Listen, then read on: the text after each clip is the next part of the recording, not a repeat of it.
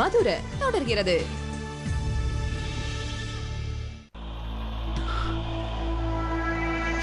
எனக்கு ரொம்ப பயமா இருக்கு. துரப்பாண்டி, என்ன சின்ன பிள்ளை மாதிரி கண்ணை கசிக்கிட்டு இருக்க? எல்லாரும் மூல மூளைக்கு நின்னுட்டு அழுதுகிட்டு இருக்கீங்க. அட மீனாட்சி, அதான் கலெக்டர் கிட்ட மனு கொடுத்துட்டு வந்திருக்கோம்ல. எப்படியும் போலீஸ்காரங்க அந்த வேலாயத்தையும் பெரியசாமி கண்டுபிடிச்சிருவாங்க. நீ அழாத தாயி. அத்த, அவங்க பிடிக்கிறதுக்குள்ள என் சரவணனுக்கு ஏதோ ஒண்ணு ஆயிடுச்சுன்னா என்ன பண்றது? ஐயோ, என் பிள்ளைக்கு எதுவும் ஆவாது, எனக்கு அந்த நம்பிக்கை இருக்கு. அத்த, எனக்கும் அந்த நம்பிக்கை உங்களை விட 10 மடங்கு அதிகமா இருந்தது.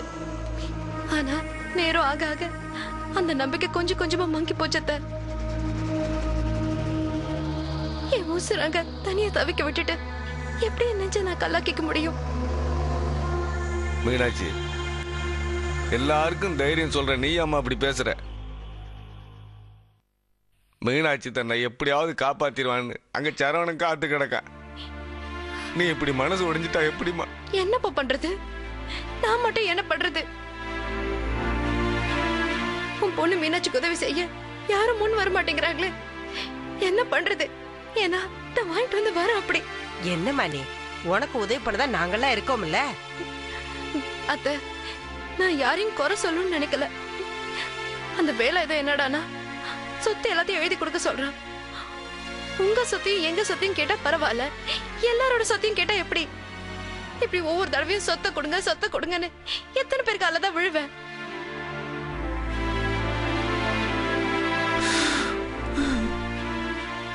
வீரபாண்டி பெரியப்பா சொத்தை கொடுக்க முன்வந்தாலும் மாரியப்ப நான் பேச்சு கேட்டுட்டு சொத்தை கொடுக்க மறுக்கிறாரு. சரி, அதாவது பரவாயில்ல, அதிகாரம் இருக்குன்னு பாண்டியண்ண கிட்ட சொல்லி காப்பாத்த சொன்னா அவரும் சொத்து கணக்கு தான் பாக்குறாரு.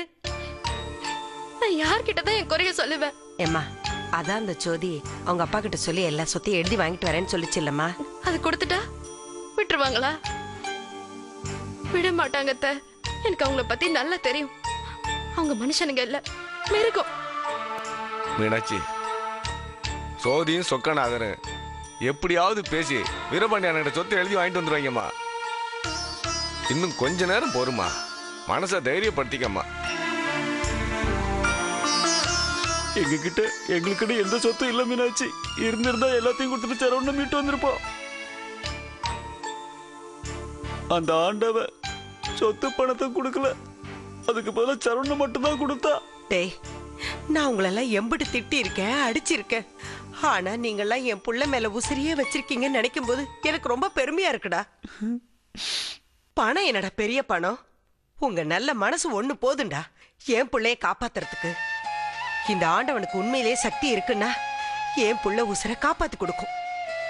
அத்தை, எனக்கு போலீஸ்காரங்க மேல நம்பிக்கை இல்ல அத்தை. நம்ம சொல்லி எம்பிட்டு நேரம் ஆகுது, எந்த தகவலும் வரல. வீரபாண்டி பெரியப்பாவை பார்க்க போன ஜோதியும் இன்னும் வரல. நேரம் ஆயிட்டே இருக்கு, என்ன பண்றது? ஆவட்டுமா, எம்பிட்டு நேரம் ஆனாலும் கண்டிப்பா போலீஸ்காரங்க வருவாங்க. மீனாட்சி, மனசு தைரியமா வச்சுக்கம்மா.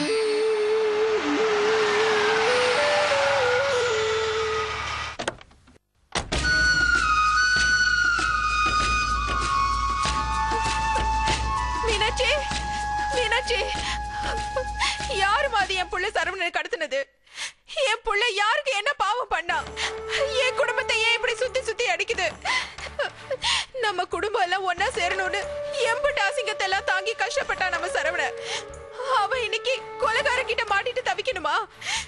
அம்மா லட்சுமி, எனக்கு ரொம்ப பெருமையா இருக்குமா. நம்ம குடும்பம் எல்லாரும் ஒண்ணு சேரணுங்கிறதுக்காக இந்த பிள்ளைங்களாம் படாத பாடு பட்டுச்சிங்க. அப்பெல்லாம் நாம ஒண்ணு சேரல. ஆனா என் பிள்ளைக்கு ஒரு ஆபத்துனதும் நீ ஓடி வந்திருக்க பாரு. இதத்தான் ரத்த பாசங்கிறது. எனக்கு ரொம்ப பெருமையா இருக்குமா. என்ன பேசுற? அவ எனக்கும் புள்ள மாதிரி தானேக்கா. அக்கா, சரவண உசுரை காப்பாத்துறதுக்கு என் குடும்ப சொத்து மட்டும் இல்லக்கா, நான் சேர்த்து வச்சிருக்க அம்புட்டு சொத்தையும் நான் தரேன். அவனை காப்பாத்துங்கக்கா. அவனுங்க நம்ம சொத்தை மட்டும் கேட்டா பரவாயில்லையே, அந்த பாவிங்க எல்லார் சொத்தும் இல்ல வேணுங்கிறானுங்க. ஐயோ, கொடுத்து காப்பாத்த வேண்டியது தானே. எங்க லட்சுமி, வீரபாண்டியனும் அந்த பாண்டி பேரும் கொடுக்க மாட்டேங்கிறாங்களே. அண்ணா, இப்ப என்ன பண்றது? என்னென்ன முடிவு பண்ணிருக்கீங்க? கலெக்டர் கிட்ட கம்ப்ளைண்ட் கொடுத்துருக்குமா. அவர் இன்னும் கொஞ்ச நேரத்துல எல்லாத்தையும் புடிச்சிடலாம்னு சொல்லியிருக்காரு. திருட்டு நடந்ததுக்கு அப்புறமும் அந்த வீரபாண்டி அண்ணனுக்கும் அந்த பாண்டிக்கும் இந்த சொத்து தான் பெருசா தெரியுதுல. இம்புட்டு நாளா பிரிஞ்சு கிடந்தோ ஒரு ஆபத்துன்னும் போதாவது வந்து நிக்கலாம்ல.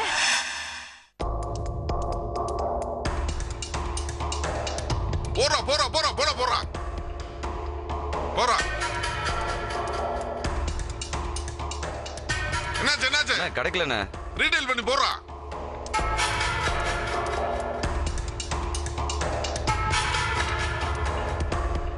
என்னாச்சுடா? கிடைக்கலண்ணே. டேய் பெரியசாமி, இவன் உசுரை எவனும் காப்பாத்துறா அப்படி தெரியல.